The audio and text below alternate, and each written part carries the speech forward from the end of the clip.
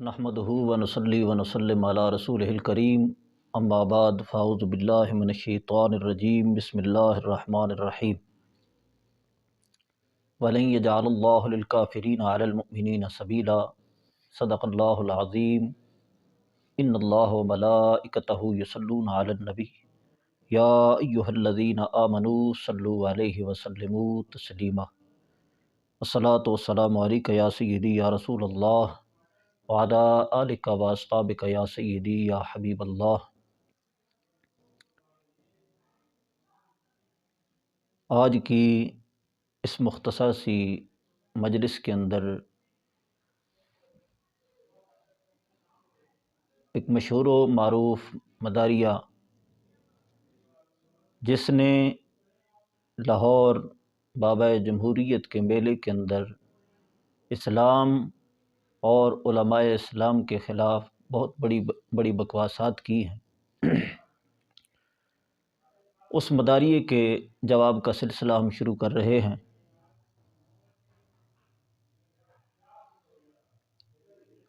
اور یہ کئی اقساط پر مشتمل ہوگا، لیکن اس مداریے کے جواب سے قبل ہم بابا جمہوریت خادم حسین رضوی کے متعلق چند باتیں عرض کریں گے، کیونکہ اس مداریے نے اپنی تقریر کے اندر کہا ہے کہ خبردار بابا جمہوریت کے خلاف جو زبان کھولے گا اور جو میلی آنکھ سے دیکھے گا ہم اس کی آنکھیں نکال دیں گے۔ میرا قائد خادم حسین رضوی ہے، خدا دی قسم اٹھا کے آنا، مرنا انج بھی ہے جیڑا میرے قائد کی بلا امیر المجاہدین علامہ خادم حسین رضوی رحمت اللہ علیہ دی طرف میری آنکھ دیکھے گا، اس گنڈے پر ناشتی آنکھ کاٹ کے رکھ دیں گے، دساں گے سانو ساڑھے قید نے کھڑا ہو کے بولا، کھڑا ہو کے بول یا رسول اللہ لبیک لبیک لبیک یا رسول اللہ لبیک لبیک لبیک یا رسول اللہ لبیک۔ آج کی اس نشست کے اندر ہم بابا جمہوریت کو امام اہل سنت فاضل بریلوی رضی اللہ تعالی عنہ کی عدالت میں پیش کر رہے ہیں، اور دیکھتے ہیں کہ اعلیٰ حضرت فاضل بریلوی رضی اللہ تعالی عنہ بابا جمہوریت کے متعلق کیا فرماتے ہیں۔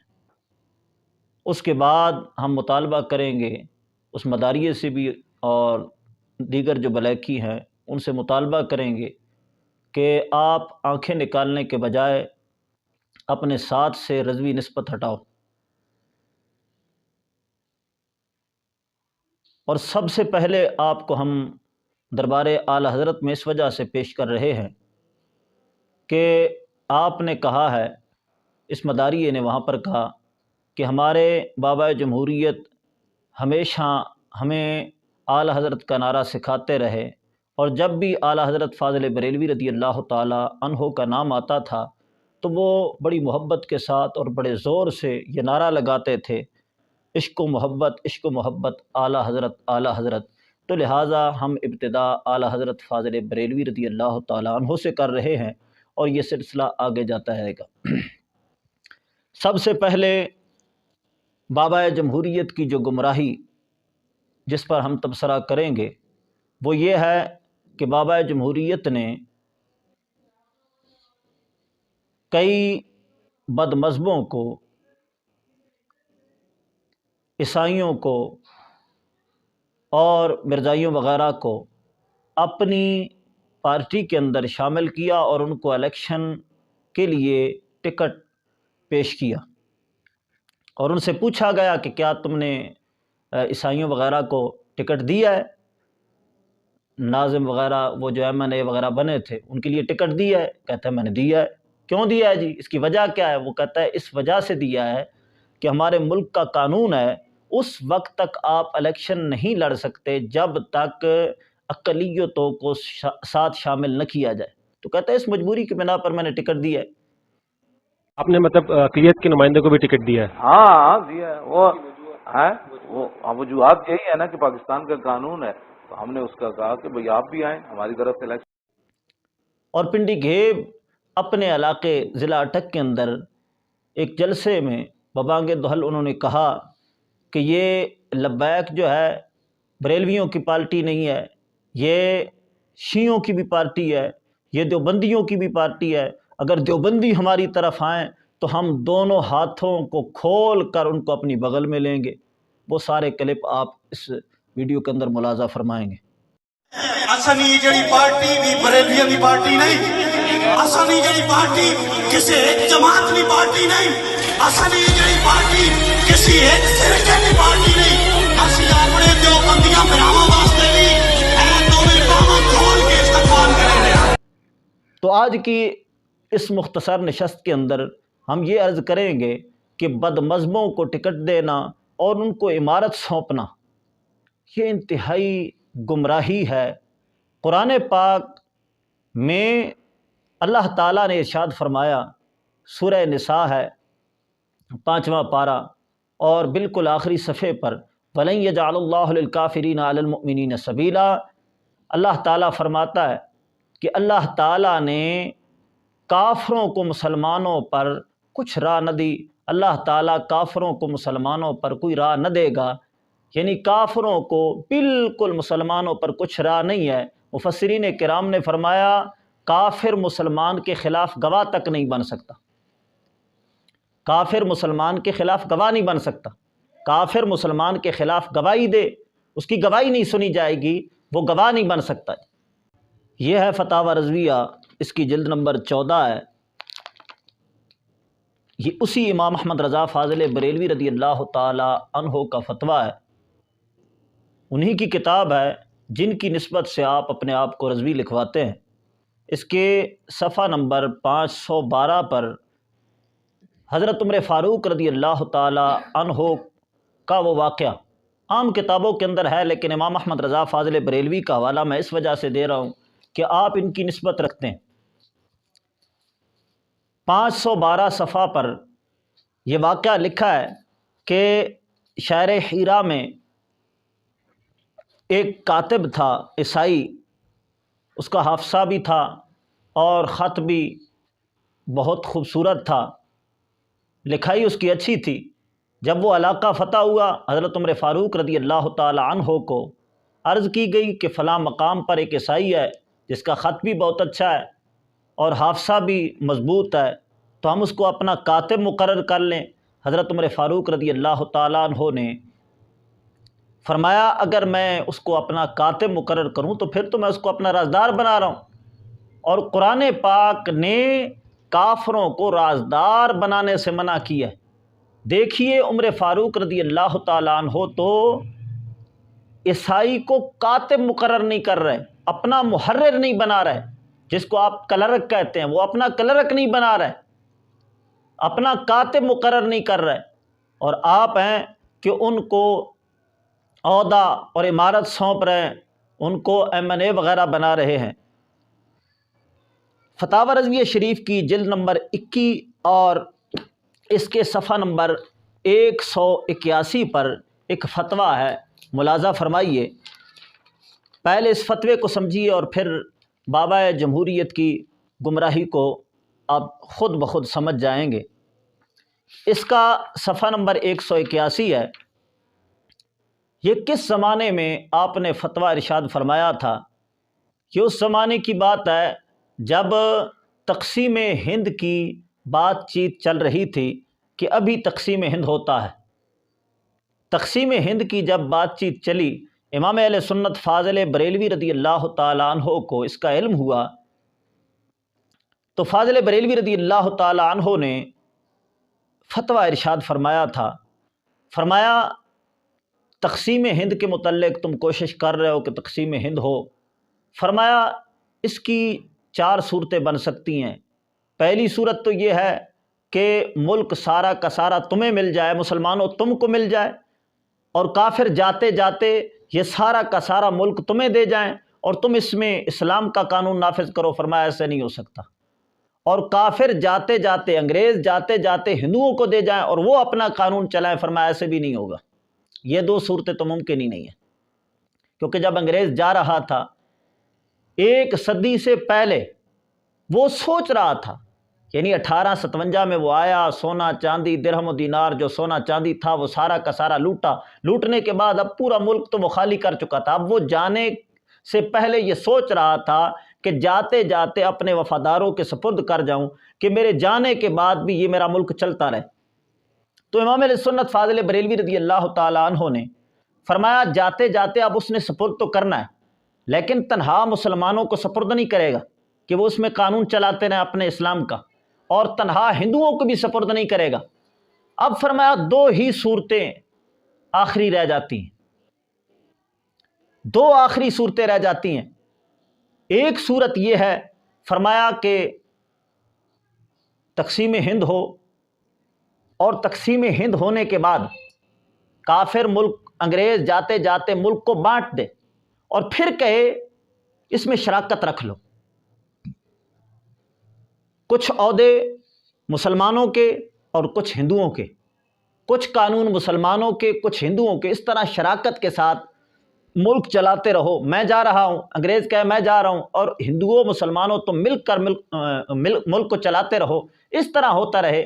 فرمایا اگر ایسے کرو گے، شراکت کرو گے، کچھ قانون تمہارے ہوں کچھ کافروں کے ہوں، کچھ عہدیدار تمہارے ہوں کچھ کافروں کے ہوں، اس طرح اگر شراکت کرو گے تو فرمایا قرآن کی روح سے تمہیں 3 تمغے ملیں گے۔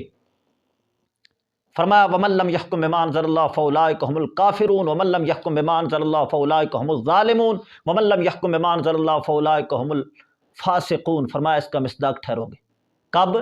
جب شراکت کرو گے، جب شراکت کرو گے کہ ایک عہدہ تمہارا ایک ہمارا، ایک قانون تمہارا ایک ہمارا، اس طرح شراکت کرو گے تو فرمایا کافر بھی بن جاؤ گے، ظالم بھی بن جاؤ گے، فاسق بھی بن جاؤ گے۔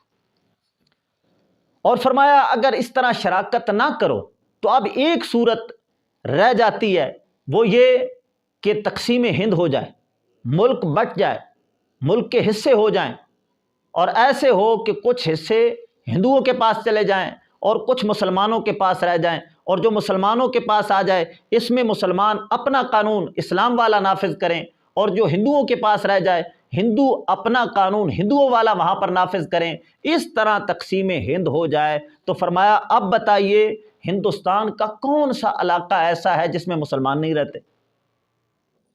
ہر علاقے میں مسلمان رہتے ہیں۔ جب ہر علاقے میں مسلمان رہتے ہیں تو جو اس ہندوؤں والے علاقے میں مسلمان آئیں گے تو آپ اپنی کوشش متفقہ سے اس علاقے والے مسلمانوں پر کافروں کو حاکم بنا رہے ہو۔ اللہ تعالیٰ تو فرماتا ہے وَلَن يَجْعَلَ اللَّهُ لِلْكَافِرِينَ عَلَى الْمُؤْمِنِينَ سَبِيلًا، کافروں کو مسلمانوں پر کچھ راہ نہیں ہے، وہ حکومت نہیں کر سکتے۔ جب وہ حکومت نہیں کر سکتے، آپ اپنی کوشش متفقہ سے اس علاقے میں جو ہندوؤں کے مل رہا ہے، ہندوؤں کو کافر دے رہے ہیں، انگریز جاتے جاتے ہندوؤں کو دے رہے ہیں، آپ اس علاقے والے مسلمانوں پر ہندوؤں کو حاکم بنا رہے ہیں، تو ان مسلمانوں پر ہندوؤں کو حاکم بنانے کی وجہ سے تم 3 تمغے پھر پاؤ گے۔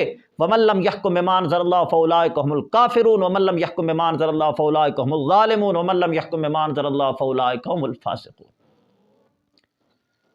یہ امام اہل سنت فاضل بریلوی رضی اللہ تعالیٰ عنہ نے تقسیم ہند کے وقت، یعنی تقسیم ہند سے تو پہلے ہی آپ تشریف لے گئے ہیں، لیکن جب بات چیت چل رہی تھی اس وقت امام اہل سنت فاضل بریلوی رضی اللہ تعالیٰ عنہ نے یہ فتویٰ ارشاد فرمایا تھا۔ آج تو کہتے ہیں نا پاکستان کا مطلب کیا، لا الہ الا اللہ، پاکستان کا مطلب کیا، لا الہ الا اللہ۔ اس طرح ملک کو بانٹ کر لا الہ الا اللہ کا مقصد حل نہیں ہو رہا۔ امام اہل سنت سرکار فرماتے ہیں اس طرح ملک کو بانٹو گے تو لا الہ الا اللہ نہیں، 3 اور تمغے ملیں گے، لا الہ الا اللہ کا تحفہ نہیں ملے گا، 3 اور تمغے ملیں گے، کافر بھی بن جاؤ گے، ظالم بھی بن جاؤ گے، فاسق بھی بن جاؤ گے۔ اس وجہ سے یا تو شراکت کر رہے ہو یا پھر ان مسلمانوں پر ہندوؤں کو حاکم بنا رہے ہو۔ یہ عبارت بھی میں پڑھ دیتا ہوں اور ویڈیو کے اندر بھی آپ اس عبارت کو دیکھ سکیں گے۔ آپ فرماتے ہیں کیا گورنمنٹ تنہا تمہیں ملک دے دے کہ اس میں خالص احکام اسلام جاری کرو؟ یہ تو ممکن نہیں، نہ تنہا ان کو ملے، یعنی ایسے بھی نہیں ہوگا، تم ان کو بھی تنہا نہیں ملے گی۔ پھر شرکت رکھو گے یا ملک بانٹ لو گے، یا تو شراکت کر لو گے یا ملک بانٹ لو گے، کہ ایک حصہ میں تم اسلامی احکام جاری کرو، ایک میں وہ اپنے مذہبی احکام جو تمہاری شریعت کی روح سے احکام کفر ہیں، بر تقدیر ثانی، یعنی ملک کو بانٹ لو، کچھ میں وہ اپنے احکام جاری کرے، کچھ میں تم اپنے احکام جاری کرو۔ بر تقدیر ثانی ظاہر ہے کہ ہندوستان کا کوئی شہر اسلامی آبادی سے خالی نہیں، تو ان لاکھوں مسلمانوں پر اپنی شریعت مطہرہ کے خلاف احکام تم نے اپنی کوشش متفقہ سے جاری کرائے اور اس کے تم ذمہ دار ہوئے۔ اور ومن لم یحکم بما انزل اللہ فاولئک هم الکافرون ومن لم یحکم بما انزل اللہ فاولئک هم الظالمون ومن لم یحکم بما انزل اللہ فاولئک هم الفاسقون کے تمغے پائے۔ اگر ایسے کرو گے تو بر تقدیر اول یعنی ملک کو نہ بانٹو، شرکت رکھو، تو فرمایا کیا ہنود راضی ہو جائیں گے کہ ملک مشترک ہو اور احکام تنہا احکام اسلام؟ ہرگز نہیں۔ آخر تمہیں ان کے ساتھ کسی نہ کسی قانون خلاف اسلام پر راضی ہونا اور اپنی رضا و سعی سے مسلمانوں کو اس کا پابند کرنا پڑے گا، اور قرآن عظیم سے وہی 3 خطابوں کا تمغہ ملے گا۔ فرمایا پھر بھی ایسے ہوگا؟ فرمایا یہ سب اس وقت ہے کہ جھگڑا نہ اٹھے، اور اگر پھوٹ پڑی، اور تجربہ کہتا ہے کہ ضرور پھوٹ پڑے گی، امام اہل سنت کی بصیرت دیکھیے، آپ فرماتے ہیں ضرور پھوٹ پڑے گی، لڑائیاں جھگڑے ہوں گے، اور بالآخر ایسے ہی ہوا۔ 75 لاکھ مسلمانوں کی قربانیاں فقط تقسیم ہند میں ہوئی، 75 لاکھ مسلمان قربان ہوئے۔ خیر، اس بات کو مزید سمجھ لیجئے، کیونکہ ہم لبیک پاکستان والے ہیں، ہماری پارٹی لبیک پاکستان ہے، ہم نے یا رسول اللہ کو کاٹ کر پاکستان کو لبیک کہی ہے۔ تو یہ پاکستان کیا ہے؟ پاکستان میں دونوں باتیں ہوئی، ایک تو ہوا تقسیم ہوئی، یعنی کیا مطلب؟ یہ خطہ الگ ہو گیا اور وہ خطہ الگ ہو گیا، 2 خطے بن گئے، اور اس خطے والے مسلمانوں پر ہم نے کفار ہندوؤں کی حکومت کو اپنی کوشش متفقہ سے قبول کیا، تو لہٰذا ایک صورت وہ بھی ہو گئی، یعنی کیا مطلب؟ یعنی تقسیم والی جو صورت تھی وہ بھی ہو گئی، اور شرکت والی بھی ہو گئی کہ ہم نے اپنے ساتھ ہندوؤں کے قانونوں کو اور ہندوؤں کے افراد کو اپنی حکومت کے اندر داخل کیا۔ یہ دیکھیے جی، یہ تقریباً ہر کتاب نصاب کی آپ دیکھیں گے، میرے پاس یہ نصاب کی کتاب ہے، پاکستان اور دنیا میں کون کیا ہے۔ یہ کتاب تقریباً سارے عہدے والے جو حضرات ہیں وہ پڑھتے ہیں، C S S, P C S, P M S, P P S C, N T S, F I A, police, اور Pakistan army, Pakistan navy, Pakistan air force, سارے کے سارے اس کتاب کو پڑھتے ہیں، امتحان دیتے ہیں، پاس ہوتے ہیں، تو پھر ان کو عہدہ ملتا ہے۔ اس کتاب کے صفحہ نمبر پورا 100، جہاں پر پاکستانی حکمرانوں کا تعارف کرایا گیا ہے۔ پہلا بادشاہ کون تھا؟ کہتے ہیں کہ انہوں نے بھی کہا، اور تاریخ کی تقریباً ساری کتابوں میں یہ لکھا ہے کہ پاکستان کا پہلا بادشاہ شاہ جارج ششم تھا۔ یہ کب بادشاہ بنا؟ 14 اگست 1947 سے بنا، اور 6 فروری 1952 تک یہ بادشاہ رہا۔ شاہ جارج ششم انگریز، پاکستان بن گیا 1947 میں، ہم آزاد ہو گئے، آزادی ہماری ہو گئی، لیکن 52 تک بادشاہ کون ہے؟ انگریز، شاہ جارج ششم ہے۔ اس کے بعد دوسری جو بادشاہ بنی ملکہ الزبتھ بنی، یہ 6 فروری 1952 میں بنی، اور 23 مارچ 1956 تک ملکہ الزبتھ حاکم رہی، بادشاہ رہی۔ دوسری بادشاہ یہ ہے، پاکستان آزاد ہو چکا ہے 1947 میں، لیکن بادشاہ ابھی تک انگریز ہیں۔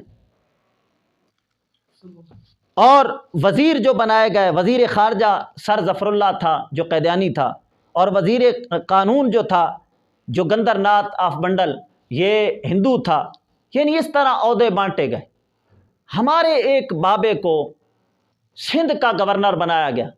یہ بھی کہنا کہ 1 یونٹ تھی کہ وہ ایک ہی گورنر، نہیں، گورنر ہر صوبے کا علیحدہ تھا، باقی صوبوں کے جو گورنر تھے وہ انگریز تھے۔ فقط سندھ کا ایک گورنر بنایا گیا ہمارے بابے کو، یہ 14 اگست 1947 میں گورنر بنے اور 11 ستمبر 1948 تک گورنر رہے، یعنی شراکت بھی ہوئی ہماری، یعنی ملک پاکستان بنا۔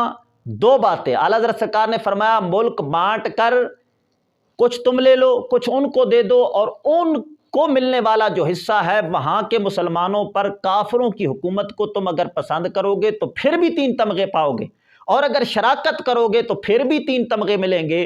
اب ہم نے دونوں باتیں کر لی، یعنی تقسیم ہند بھی کر لی اور جو حصہ ہمیں ملا اس میں شراکت بھی کر لی، دونوں طرف سے ہم نے 3 تمغے پا لیے۔ اب جب ہمارے بابے کو گورنر بنایا گیا، ہمارے بابے نے حلف اٹھایا، یہ حلف کے الفاظ بھی اس نصابی کتاب کے اندر لکھے ہیں جی۔ ہمارے بابا نے حلف اٹھایا، میں محمد علی جناح باضابطہ اقرار کرتا ہوں کہ میں پاکستان کے آئین کا جو قانوناً نافذ ہے، یعنی 1947 میں جو آئین چل رہا تھا، انگریزوں کی طرف سے چلا آ رہا تھا، اس قانون کا سچا وفادار اور اطاعت گزار رہوں گا۔ یہ مطلب کیا؟ لا الہ الا اللہ یعنی اسلام کا قانون نافذ نہیں ہوگا، بلکہ جو آئین پیچھے سے چلا آ رہا ہے 1947 میں جو قانوناً نافذ ہے، جو کروں گا وہ نہیں، جو ہے میں اس کا سچا وفادار اور اطاعت گزار رہوں گا۔ اور پھر کیا؟ اور یہ کہ میں شہنشاہ معظم شاہ جہاں چشم اور اس کے وارثوں اور جانشینوں کا بطور گورنر جنرل وفادار رہوں گا۔ اے شاہ جہاں چشم، تو اب بادشاہ ہے، تیرا بھی، اور میں اور میری نسلیں تیری اور تیرے آنے والی نسلوں کی سچی اطاعت گزار اور فرما بردار رہیں گی۔ یہ بابا جی صاحب حلف اٹھا رہے۔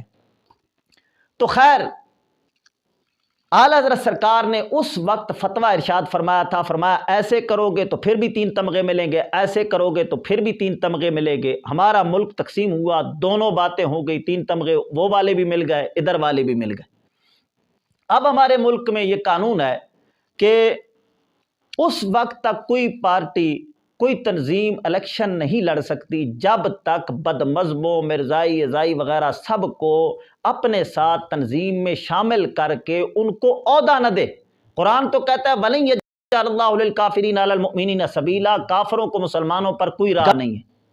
کافر مسلمانوں پر اعلیٰ حضرت سرکار فرماتا ہے گواہ نہیں بن سکتا، دنیاوی معاملے کے اندر گواہ نہیں بن سکتا۔ یہ ہے نا قرآن پاک میں، یا دوسرا اللہ تعالیٰ نے فرمایا کافروں کو تم جو ہے رازدار نہ بناؤ، تو اعلیٰ حضرت سرکار فرماتے ہیں ان کو گواہ بھی نہیں بنا سکتے، دنیاوی معاملے میں بھی گواہ نہیں بنا سکتے۔ یعنی کچھ مسلمان بعض یہودوں سے اپنے معاملات میں مشورہ کرتے اور باہم دل بہلاتے کہ کسی سے دودھ کی شرکت تھی، کوئی کسی کا حلیف تھا، یہ گمان کرتے کہ وہ اگرچہ دین میں ہمارے خلاف ہے، دنیاوی باتوں میں تو ہماری خیر خواہی کریں گے۔